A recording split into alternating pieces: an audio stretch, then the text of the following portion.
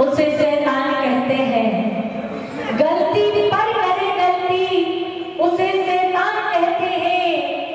गलती कर अपनी ना माने गलती उसे हैवान कहते हैं।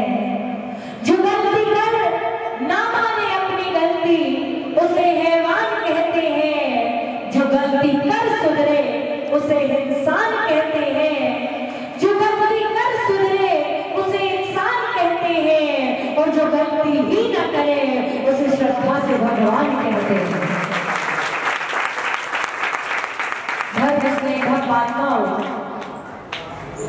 जब हम पर्युषण पर्व के प्रारंभ में चले थे तो हमने नींव भी क्षमा धर्म से रखी थी। पहले धर्म, सबसे पहला धर्म आया था उत्तम क्षमा। और जब नींव हमने उत्तम क्षमा से रखी थी तो कलशारोहण भी उत्तम क्षमा से ही होना चाहिए। इसलिए आज का जो दिन है वो क्षमा वाणी का दिन है, यानी कि कलशारोहण का दिन है। अपने आत्मा को मार्जन करने का दिन है। आज सिर्फ हमें पानी की क्षमा नहीं बल्कि हृदय की क्षमा मांगनी है, क्योंकि हृदय की क्षमा ही परमात्मा तक पहुंचाने वाली हुआ करती है। आज हम मात्र व्हाट्सएप के माध्यम से, फेसबुक के माध्यम से, मैसेज के माध्यम से, लेटर के माध्यम से हम क्षमावाणी मना लेते हैं, लेकिन ये क्षमावाणी नहीं है। सही अर्थों में तो क्षमावाणी वह है जिसके साथ हमारा अपराध हुआ हो, जिसका हमारे द्वारा दिल दुखा हो। असली क्षमावाणी तो उससे क्षमा मांगने पर होती है। आप लोग ये समझते हैं कि साल भर में एक बार क्षमावाणी आती है। साल भर में एक बार क्षमावाणी आती है। मैं कहती हूँ जब गलती हो जाए क्षमा मांग लो, तभी क्षमावाणी बन जाती है। साल भर का इंतजार मत करो कि साल भर बाद में क्षमावाणी आएगी, तब मैं क्षमा वाली मना लूंगा, तब मैं क्षमा मांग लूंगा। जिस दिन आपके अंदर पश्चाताप का भाव आ जाए, जिस दिन आपके अंदर गिलानी का भाव आ जाए, उस दिन आप क्षमा मांग लो।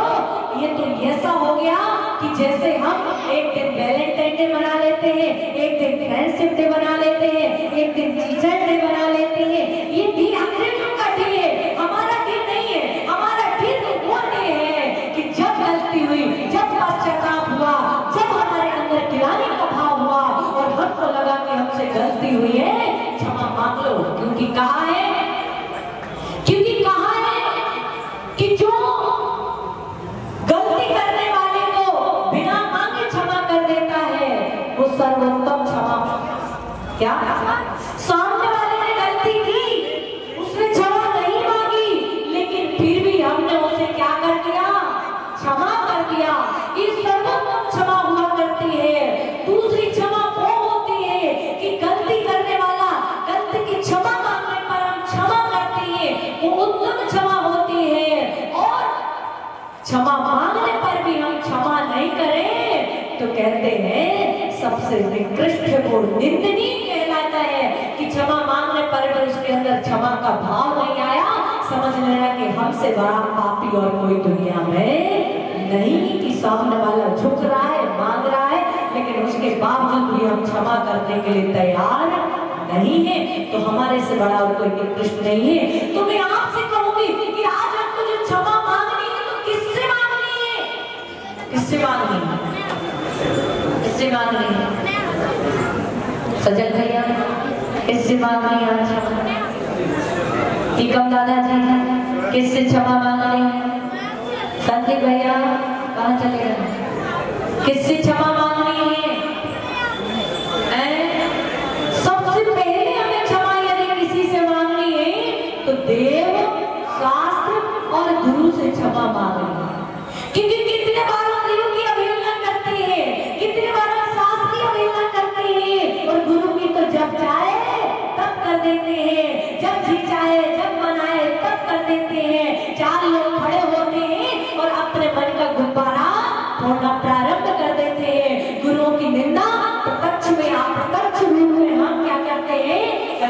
प्रारंभ कर देते हैं। तुम्हें उनसे क्षमा मांगना है जिन धर्म में क्या लिखा है, हम क्या कर रहे हैं, कितने बार जिन धर्म के अनुसार हम आचरण नहीं कर पाते हैं, इसलिए हम जिन धर्म से क्षमा मांगते हैं, हम जिनवाणी से क्षमा मांगते हैं और हम परमात्मा से क्षमा मांगते हैं और हम गुरुओं से प्रत्यक्ष रूप में, परोक्ष रूप में, कुछ की हम प्रत्यक्ष में और कुछ की परोक्ष में हम क्या करते हैं, निंदा किया करते हैं। तो सबसे पहले हमें उनसे क्षमा मांगना है, उसके बाद अपने आप से क्षमा मांगनी है कि मैंने बहुत सारे अपराध किए, बहुत सारी गलतियां की है, मैं उनकी क्षमा मांगता हूँ, उनकी क्षमा, उनको क्षमा हृदय से अपने क्षमा भावों को रखता हूँ। ऐसी भावना रखना, एक बात ध्यान रखना कि हम इंसान है, गलती होगी, गलती हर किसी से होती है, गलती करना स्वाभाविक है, लेकिन गलती को स्वीकार नहीं करना ये सबसे बड़ी भूल है, सबसे बड़ी मिस्टेक है। इसलिए अपनी क्षमा, जिसके साथ हमारी गलती हुई है, उससे हमें क्या कर लेना चाहिए, क्षमा मांग लेना चाहिए। और गुरुदेव कहते हैं, हम लोग जब कभी गुरुदेव से क्षमा मांगते थे तो हमारे गुरुदेव कहा करते थे कि गलती करना बुरा नहीं है, खूब गलती करो। राकेश भैया, खूब गलती करो, जितनी गलती कर सकते हो उतनी गलती करो, लेकिन जो गलती आपने की है उस गलती को दोबारा मत करो। क्या? जो गलती आपने की है उस गलती को दोबारा मत करो, क्योंकि गलती की पुनरावृत्ति होना सबसे बड़ा अपराध है। गलती एक बार, जो गलती हो गई उस गलती को नहीं करना है। आगे नई नई गलती है तो होती ही जाएंगे, लेकिन पुनरावृत्ति नहीं होना। जब लोग गुरुदेव से प्रायश्चित लेते थे, गुरुदेव हमसे अपराध हो गया, हमसे दोष हो गया है, तुम्हें क्षमा कर दीजिए, तो गुरुदेव एक ही बात कहते थे कि अब ये गलती को दोबारा मत करना, यही तुम्हारा प्रायश्चित है। और इससे बड़ा और कोई प्रायश्चित दुनिया में हो नहीं सकता है। कहते हैं एक बार आप व्रत मत करना, उपवास मत करना, आप पूजा मत कर लेना, आप और भी कुछ दान मत करना, धर्म मत करना, लेकिन अपने अपराधों की क्षमा मांग लेना और अपने अंदर के भावों से क्षमा कर देना, ये सबसे बड़ा धर्म पूरा करना। क्यों? क्षमा करना भी है और क्षमा भी है। इसलिए क्षमा दो बार आती है। कितने बार आती है? दो बार क्षमा आती। क्यों? क्योंकि क्षमा को करना भी है और क्षमा मांगना भी है।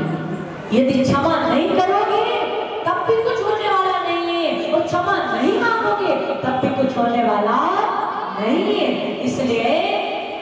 इसलिए खम्मा भी शब्द जीवाणाम सब्बे जीवा खमन तुम्हें मिट्टी में न भूदेशु भैरव नक्षम न केड़ी। मैं सिर्फ अपने मित्रों से क्षमा नहीं, क्योंकि हर व्यक्ति अपने मित्र से क्षमा मांगता है। कैसे मांगता है? जिससे दोस्त हुई है, जिससे प्रेम है, जिससे प्यार है, जिससे अटैचमेंट है, जिससे लगाव है, जिससे संबंध है, हम उससे क्या करते हैं? क्षमा मांग लेते हैं। लेकिन जिसके प्रति हमारा द्वेष है, जिसने हमने दिल तोड़ा है, दिल दुखाया है, उससे हम क्षमा मांगने के लिए अपने आप को ये समझते हैं कि मैं क्यों झुकूं? अरे मैं यदि झुक जाता हूं तो सारी गलती किसकी मानी जाएगी?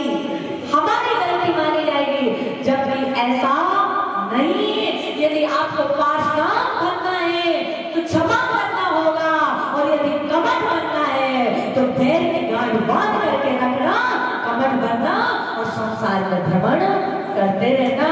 तो आज का दिन कह रहा है कि पैर की जो गांठ है उस गांठ को क्या कर दो? खोल दो। बाकी रही मन धागा प्रेम का मत तोड़ो चटकाए, रही मन धागा प्रेम का मत तोड़ो चटकाए, टूटे से जुड़े नहीं, जुड़े गांठ पड़ जाए। जो गांठ पड़ी है, जो गांठ भी पड़ी है, मैं आप लोगों से इतना ही कहूंगी कि यदि वो गांठ बहुत दिन तक क्या हो जाती है, लगी रहती है। जब आपकी शादी होती है ना, सबकी शादी हो गई ना, सबकी शादी हुई, कुंवारे को छोड़ दो, लेकिन जिसकी शादी हुई है जिसकी शादी हुई है, शादी होने के समय में गांठ बांधी जाती है, बांधी जाती बांधी थी आपने नहीं बांधी, घर वाले बांधते हैं। उस गांठ को बांधते हैं, और जब उस गांठ को बांधते हैं सजल भैया, और फिर उसको एक हाथ से छोड़ना पड़ा। मेरी शादी नहीं हुई, नहीं तो तुम समझो कि आपको कैसे पड़ा, मतलब हमने देखा है सिर्फ बता रही हूँ रमेश बाबू। वो गांठ है ना, एक हाथ से खोलना पड़ती है, बहुत तेजी लोग गांठ बांधते हैं, लेकिन वो गांठ एक दिन पहले ही या उसी दिन बांधी जाती है, एक दिन पहले बांधी जाती है, शायद एक दिन पहले बांधी जाती है, इसलिए एक हाथ से भी वो फटाफट छूट जाती है। यदि वही गांठ बरसों तक बंधी रहती है तो उस गांठ को छोड़ने के लिए हाथ की जरूरत नहीं, कैंची की जरूरत पड़ती है। किसकी जरूरत पड़ती है? कैंची की। फिर वो गांठ खुलती नहीं है, बल्कि उस कैंची से उसको क्या करना पड़ता है? अलग करना पड़ता है। इसलिए वो नौबत ना आए, कैंची की नौबत ना आए, बल्कि मैं तो ये कहती हूँ, एक हाथ की जगह दूसरे हाथ की नौबत ना आए, एक हाथ से गांठ खुल जाए। ऐसी क्षमा अपने हृदय में धारण करना, आपके जीवन का कल्याण हो जाएगा। समय आपका हो रहा है, क्योंकि आपकी मौत की व्यवस्था है। मैंने तो कहा था कि प्रवचन रहने दो, प्रवचन मत कराओ, लेकिन अध्यक्ष जी बोले माता जी भोजन 11:30 बजे है, तो आपको भी बिठाना 11:30 बजे है। मैंने कहा आपकी छोड़ो, मेरी भी तो सोचो। आपका 11:30 बजे है, लेकिन मेरा तो 10 बजे है, लेकिन फिर भी 11:30 बज ही जाएंगे। आपसे मैं यही कहूँगी कि मेरे द्वारा भी हो सकता है ना चाहते हुए, कई बार होता है ऐसा ही कि हम चाहते नहीं है, किसी का दुख दिखे, किसी के मन को ठेस पहुंचे, किसी के भावों को ठेस पहुंचे, लेकिन उसके बावजूद भी क्या हो जाता है, उसके दिल को ठेस पहुंच जाता है। चाहते हम अच्छा है, माँ जो होती है ना, कभी अपने बच्चे का अहित नहीं चाहती, और गुरु जो होते हैं कभी अपने भक्त का, अपने शिष्य का कभी अहित नहीं चाहते हैं। और उसको बोलने में, किसी समझाने में और अच्छा चाहने में यदि कहीं कोई उसके मन को ठेस लग जाती है, तो मैं कहती हूँ कि मेरी तरफ से भी उत्तम क्षमा है। मैं सिर्फ इनके लिए क्षमा नहीं, बल्कि मैं 1 इंद्री से लेकर के 5 इंद्री तक के जीवों से प्रतिदिन क्षमा मांगती हूँ। एक बार नहीं, संसार में जितने साधु है ना, 2 टाइम क्षमा मांगते हैं। इंद्रिया, वेद्या, तेन्द्रिया, चौद्या, पंचद्या, पूर्विकाई, आयकाई, बाहुकाई, बृहस्पतिकाई, तस्काई, एदेशम, उद्दावणम, परिदावणम, प्राणम, उगादो, कदोवा, कारिदोवा, कीरतोवा, करने में, कराने में, बोलने में, जो भी दोष लगे हो,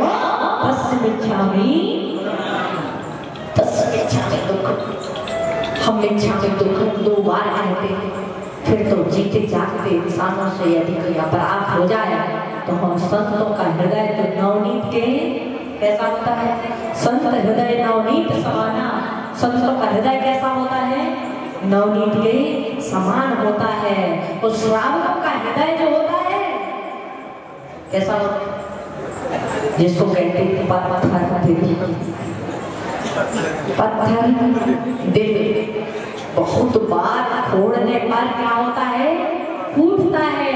लेकिन संत का हृदय यदि नवनीत में बाल लगाओ तो एक जरा सा खींच दो तुरंत खिंच जाता है, लेकिन यदि कंडे में बाल लगा हो तो पूरा कंडा क्या, पूरा बाल टूट जाता है, पूरा कंडा टूट जाता है, फिर भी वो क्या नहीं होता है, फिर भी वो बाल पूरा आता नहीं है। तो संतों का हृदय तो कैसा होता है?